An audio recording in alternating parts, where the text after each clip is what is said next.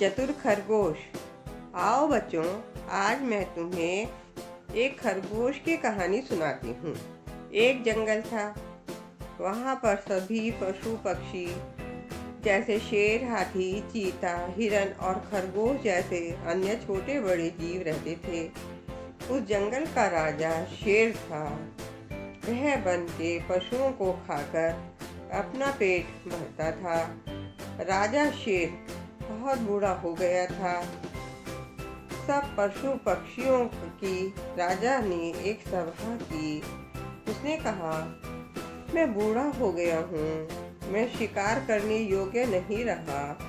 तुम में से एक पशु हर रोज मेरे खाने के लिए आ जाया करो, जिससे मैं भूखा न रहूं और तुम भी जंगल में बिना डर के घूम सको। सभी पशुओं ने राजा की बात का समर्थन किया और कहा, हाँ, आप गुफा में आराम से रहो, हम में से एक न एक पशु आपके भोजन के लिए आ जाया करेगा।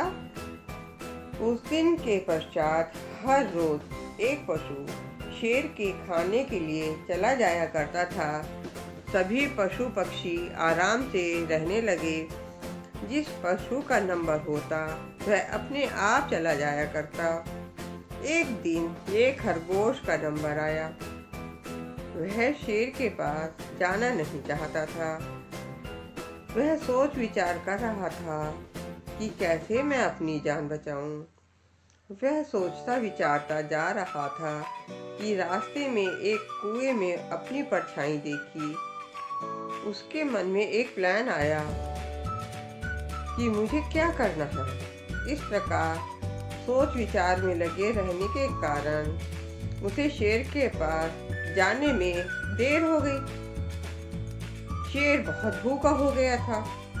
उसे खरगोश को देखते ही बहुत गुस्सा आया। उसने कहा, तुम एक तो इतने छोटे प्राणी हो और इतनी देर से आए हो। चालाक खरगोश बोला, महाराज, मैं शीघ्रता से आ रहा था कि रास्ते में एक दूसरा शेर मिल गया और वह कहने लगा, इस जंगल का राजा तो मैं हूँ, तो उससे बचकर आपके पास आया हूँ और आप कहो तो मैं उस शेर को आपको दिखा सकता हूँ। शेर को खरगोश कुएं के पास ले गया। कुएं में शेर ने जैसे ही झांक कर देखा तो कुएं में उसे अपनी परछाई दिखाई दी। उसने सोचा, यह दूसरा शेर है। उसे देखकर शेर ने जोर से गर्जना की। कुएं से उसे शेर की गूंज सुनाई दी।